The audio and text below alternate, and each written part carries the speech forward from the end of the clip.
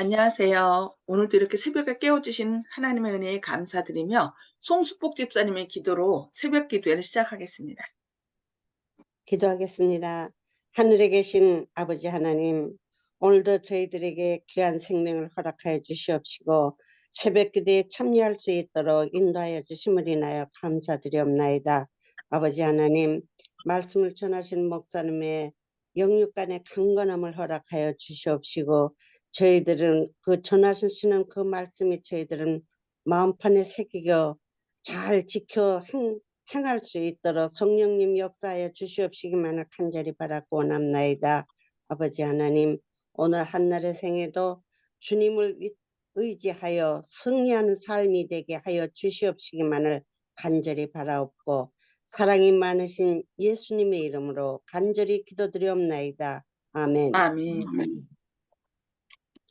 네, 감사합니다. 아, 모두 음수거해 주시기 바랍니다.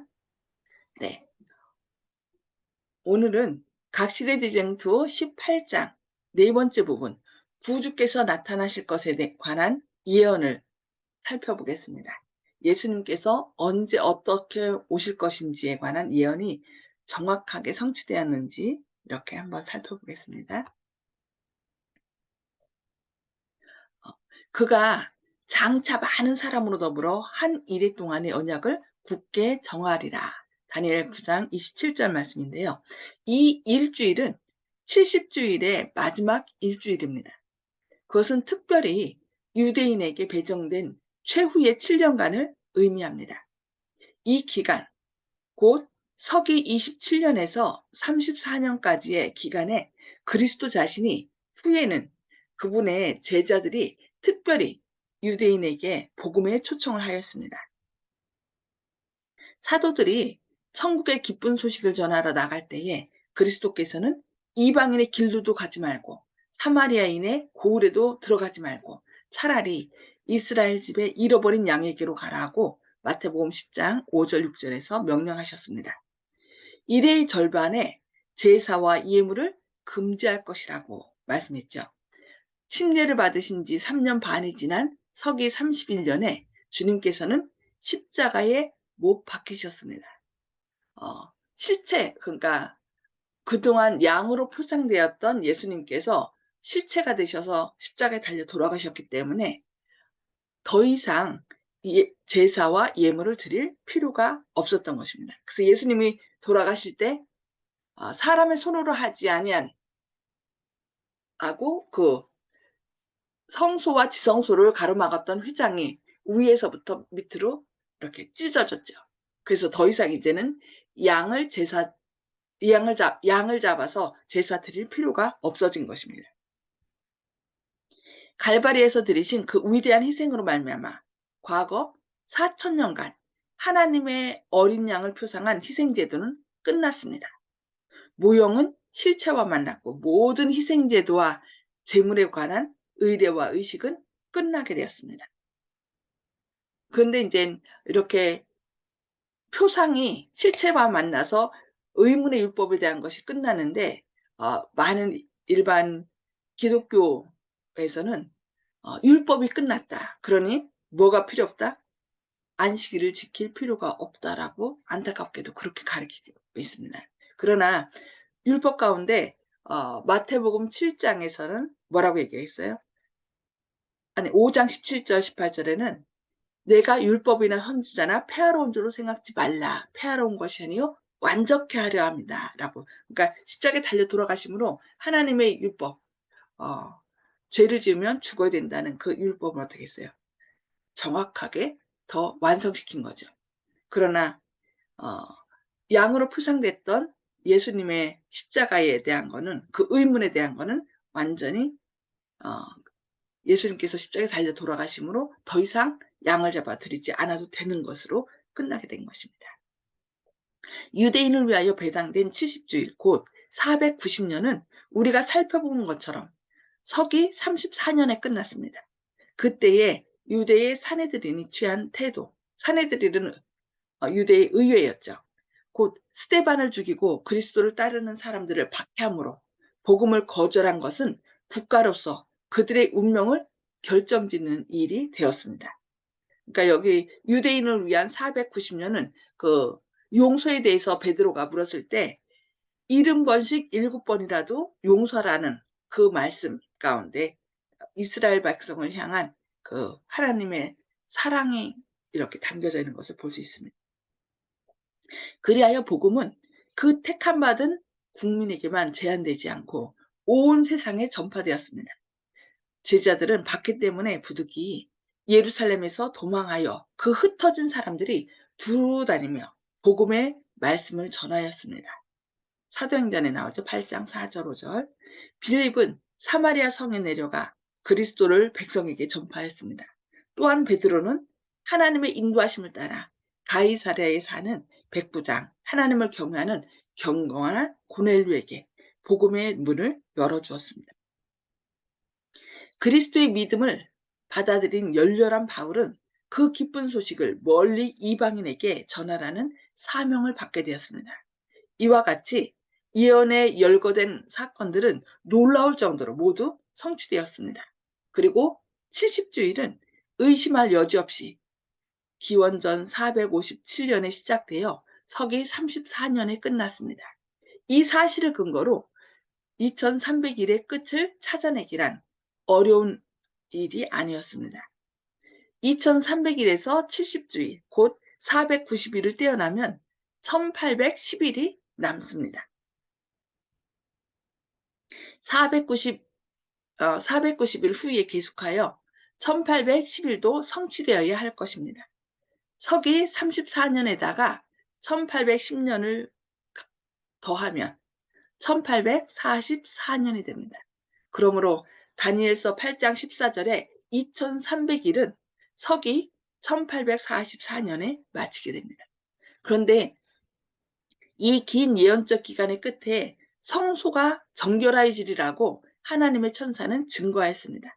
그리하여 일반적으로 예수님의 재림 때에 성취될 것으로 믿고 있는 성소가 정결하여지리라는 시기가 이제 확실히 드러나게 되었습니다. 이제 밀러의 예언 연구입니다. 밀러와 그의 동역자들은 처음에 2300일이 1844년 봄에 끝날 것으로 믿었으나 그 예언은 그해 가을에 마칠 것을 가리키고 있었습니다. 이 점에 대한 오해는 그해 봄에 주님의 재림이 있을 것으로 생각하고 기다리던 사람들에게 혼란과 실망을 초래하였습니다. 그러니까 유대력은요, 가을에 시작돼요. 가을에 시작돼서 봄에 끝납니다. 그래서 우리하고 좀 다른 것이, 그러니까 우리나라 학기는 봄에 시작해서 이렇게 1년이 시작돼서 이제 2월 달에 끝나잖아요. 근데 외국 사람들은 가을에 학기가 9월 달에 시작해서 이렇게 마치는 것처럼 유대인들의 달력도 언제 시작하냐면 가을부터 시작돼요. 그래서 약간 성경 연대를 연구해 보면은 우리하고 조금씩 차이 나는 것이 바로 거기에서 있습니다. 그러니까 여기 2300주에 끝나는 것이 1844년 봄이라고 얘기했는데 그것이 이제 우리 연대로 생각했기 때문이에요. 그러다 보니까 다시 이렇게 공부해 보니까 이제 봄이 아니라 가을인 것을 깨닫게 된 거죠. 그래서 그렇다고 해서 이제 봄에 1844년 봄에 올 것이라고 했는데 오지 않음으로 인하여 혼란과 이제 실망을 초래한 거죠. 그렇다고 해서 2300일이 1844년에 마치고 그때에 성소가 정결하게 되리라고 한 그 큰 사건에 대한 주장을 약화시킬 수는 없었습니다. 밀러는 원래 성경이 하나님의 계심을 증명하기 위하여 그 연구에 착수하였으므로 그가 지금 얻은 그 결론에 이르리라고는 추호도 생각하지 않았습니다. 그러므로 그는 연구의 결과를 자기 자신의 공로로 삼을 수가 없었습니다. 그러나 성경상 증거는 너무도 분명하고 확실하였으므로 그는 그것을 무시해버릴 수 없었습니다. 그는 2년 동안 성경 연구에 전념하였고 1818년에 그는 불과 25년 이내에 그리스도께서 당신의 백성을 구속하시기 위하여 다시 오실 것이라는 엄숙한 확신을 가지게 되었습니다. 밀러는 다음과 같이 말했습니다. 그 기쁜 앞날을 내다볼 때 나의 마음을 충만케 한 그 즐거움과 구속받은 사람들의 기쁨에 동참하고자 하는 나의 마음의 열렬한 소망에 대해서 나는 말할 필요가 없다. 성경은 이제 나에게 하나의 새로운 책이 되었다. 성경은 정말로 논리적으로 건전한 책이었다. 지금까지 성경의 교훈을 이해할 수 없고 신비적이고 분명하지 못한 것으로 여겼으나 이제는 그 거룩한 빛에 나타난 밝은 빛 앞에 그런 것들이 모두 나의 마음에서 사라져 버렸다. 아, 진리는 얼마나 밝고 영광스럽게 나타났던가. 종래에 모순되고 조화되지 못한 것이 이제 다 사라졌다라고 얘기했습니다. 비록 이해할 수는 있었으나 만족할 만큼 이해되지 못했던 많은 부분들이 있었다. 그러나 이제는 거기서 많은 빛이 나와서 나의 지금까지 어둡던 마음을 계속 비추어 줬으므로 마침내 나는 성경 연구에서 얻으리라고 기대하지 못했던 큰 기쁨을 느끼게 되었다. 이처럼 중대한 사건이 성경에 예언되어 있고 그것이 아주 짧은 기간 내에 이루어질 것이라는 엄숙한 확신을 가지게 되자 나의 마음에 큰 힘으로 일어나는 의문은 이렇게 내 마음을 움직인 분명한 증거를 본 자신이 성경에 대한 의무를 어떻게 감당할 것인가 하는 것이었다. 그는 자기가 받은 빛을 다른 사람들에게 나눠주는 것이 자기의 의무라고 느낄 수밖에 없었습니다. 너무나 성경이 명확하게 성취되었고 또 그렇게 되어감을 보았기 때문입니다. 그는 믿지 아니하는 자들로부터 반대를 받을 것을 생각하였습니다. 그러나 그는 그리스도인들이 사랑하노라고 고백한 그들의 구주를 만날 소망을 바라보고 기뻐할 것을 확신하였습니다. 그러나 그의 유일한 염려는 곧 성취될 영광스러운 구원을 지나치게 기뻐한 나머지 그 진리가 제시될 때 성경 말씀을 충분히 검토하지 않고 그 교리 그대로 받아들이는 무리가 많지 않을까 하는 염려였습니다. 그리하여 그는 자기가 실수로 다른 사람들을 잘못 인도하지는 않을까 염려하여 그것을 발표하기를 주저하였습니다.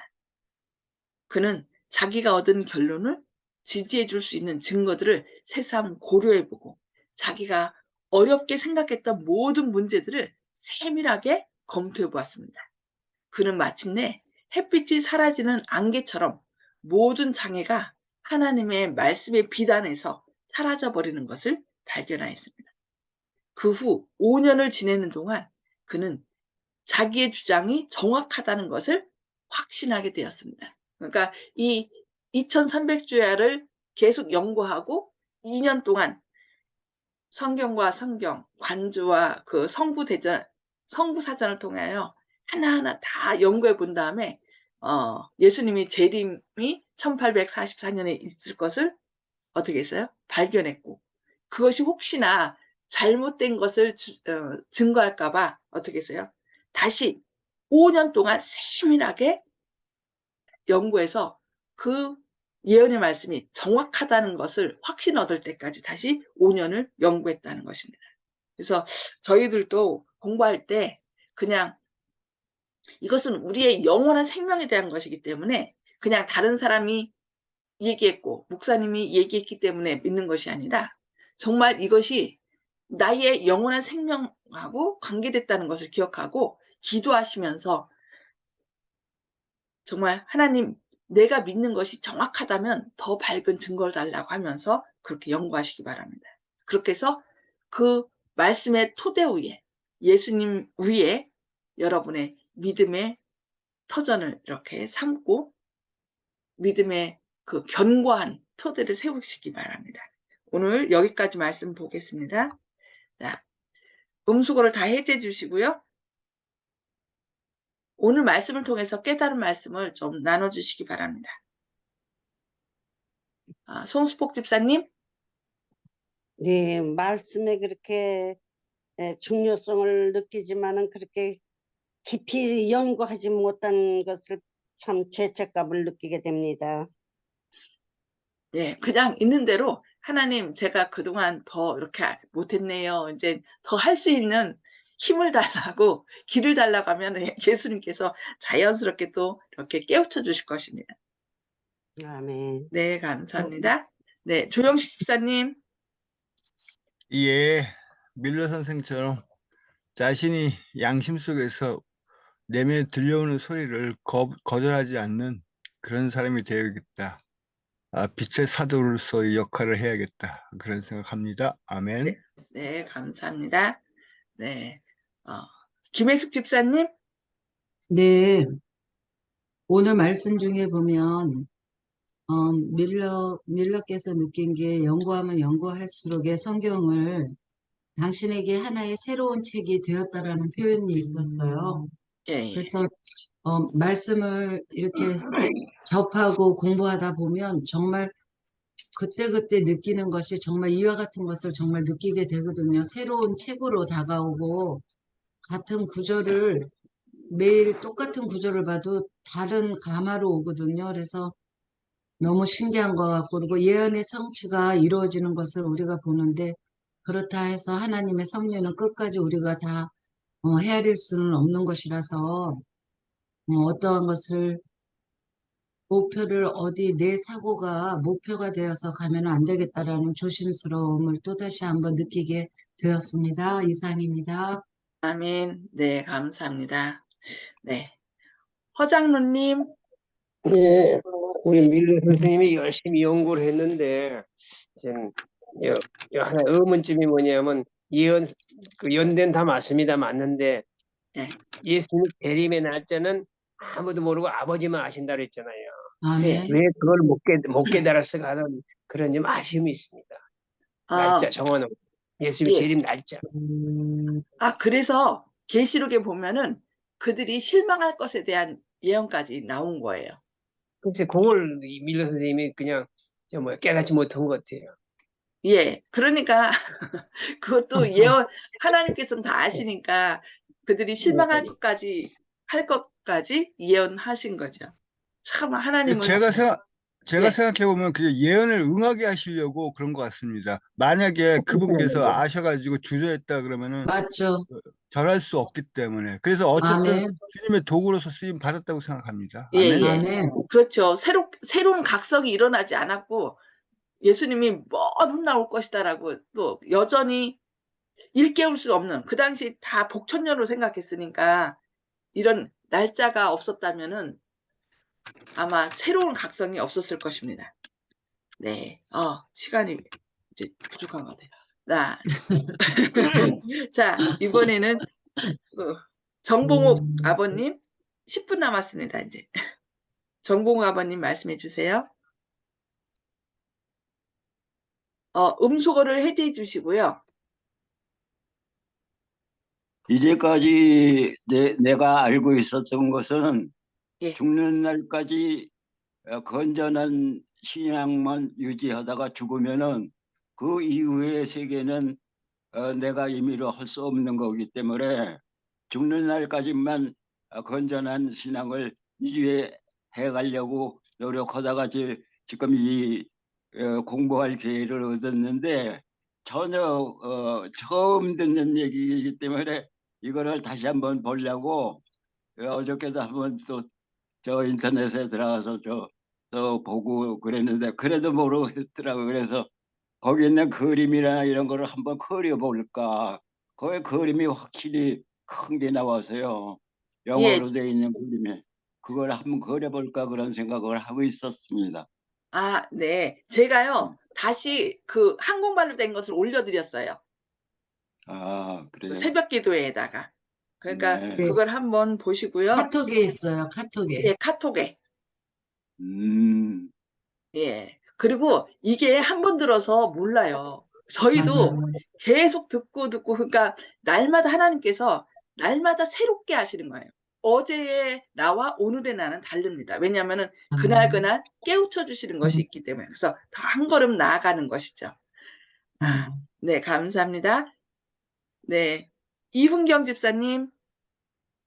예, 저도 늘 생각에 들을 때마다 감사하면서 어떻게 저렇게 명확하게 말씀을 우리에게 전해 줄까 싶어서 그때그때 감사하면서 기억하게 해달라고 이러고 있어요. 감사합니다. 네, 감사합니다. 예.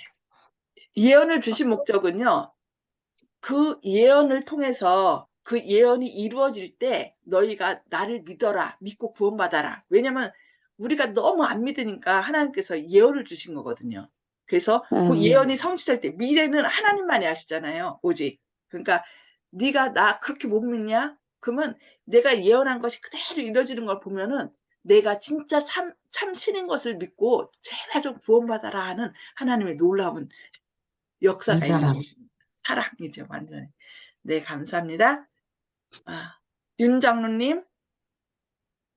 예, 오늘 저는 오늘 말씀을 들으면서 십자가에 예수님께서 못 박히신 다음에 끝난 것과 계속되는 것에 대한 사람들의 오해를 어떻게 풀어줘야 할 것인가 하는 것들을 생각해 봤습니다. 아멘. 그래서 아마 목사님이 또 우리 성도님들한테 아주 그것을 자세히 또 설명해서 또 우리 성도님들이 혼란 겪지 않고 또 다른 사람 만나면 또 잘 설명해 줄 수 있게끔 또 한번 설교 말씀 준비해 줬으면 좋겠습니다. 예, 전에 한번 설교를 했는데 그렇죠. 한 번 듣고서 안 되죠. 다시 한 번 더 말씀드리도록 하겠습니다. 갈라디아서나 또 골로새서 보면은 패한 것이 나오고 마태복음 아까 얘기한 거에 있어서는 패하지 않은 것, 패할 수 없다, 더 완전케 했다 이렇게 나오는데, 그러니까 성경이 약간 서로 반대되는 말씀이 있을 때는 두 종류가 있는 걸 우리가 기억하면 돼요. 패한 것이 있고 패하지 않은 것이 있구나. 그래서 성경은 언제나 짝을 이룬다는 것을 우리가 기억하면은 아멘. 성경에 대한 오해를 풀 수 있습니다. 그러니까 맞아요. 하나님은 사랑이라는 전제 하에 그 모든 것을 하나님도 사랑의 하나님뿐만 아니라 사랑과 공의의 하나님이시죠. 그래서 언제나 이렇게 짝을 이루는 거지 한 면만을 강조하는 분이 아니심을 우리가 꼭 기억해요. 아멘. 그래서 저는 밀러가 자기가 받은 빛을 다른 사람들에게 나누어 주는 것이 자신의 의무라고 느낀 것처럼 저도 제가 아는 것, 또 여러분들도 본인이 아는 것을 최선을 다하여 또 다른 사람들에게 나눠줄 때 그것이 바로 나의 것이 되고 어떻게 해요? 나의 마음판에 완전히 새기게 된다는 것을 우리가 늘 기억해 하면서 전해야 되겠습니다. 아멘. 네, 말씀 아멘. 생각하면서 기도하고 마치도록 하겠습니다. 하늘에 계셔서 저희를 사랑하신 아버지, 오늘도 이렇게 새벽에 깨워주시고 말씀을 통하여 정말 주님만이 미래를 아시는 참신임을 저희에게 다시금 깨닫게 하심에 감사합니다. 많은 사람들이 주님께서 이렇게 명확하게 말씀하셨음에도 불구하고 일부러 주님을 믿지 않으려고 하고 하나님의 존재를 부정하려고 합니다. 그러나 이렇게 2300주야라는 예언을 통하여 주님께서 명확하게 70주일의 그 마지막 주에 그 절반에 돌아가실 것에 대해서 얘기하므로 실제로 주님께서 그 시간에 명확하게 십자가에 달려 돌아가심으로 오직 하나님만이 미래를 아시고 우리를 구원하시는 분이심을 깨닫게 하심이 감사드립니다. 주님, 우리가 아는 이 놀라운 진리를 우리 주변에 있는 사람들에게 밝히 증거함으로 우리도 우리가 아는 바 진리 안에 더욱더 굳건하게 서게 하여 주시옵소서. 날마다 주님과 동행함으로 더 새로워지고 저희 안에 주님의 아름다운 품성을 더 회복시키는 그런 날마다 발전하는 삶이 되게 하여 주시옵소서. 주님의 크신 사랑과 은혜가 오늘도 저희와 함께 하시고 또 저희의 연약해진 몸과 마음을 주님의 능력의 발로 회복시켜 주시고 더 멋진 건강한 삶이 될 수 있도록 인도하실 것을 인하여 감사드리오며 예수님의 이름으로 간절히 기도합니다. 아멘. 아멘. 감사합니다. 네, 감사합니다. 감사합니다. 네, 오늘도 말씀 안에서 승리하시는 행복한 하루 되시길 기도합니다. 감사합니다. 아멘.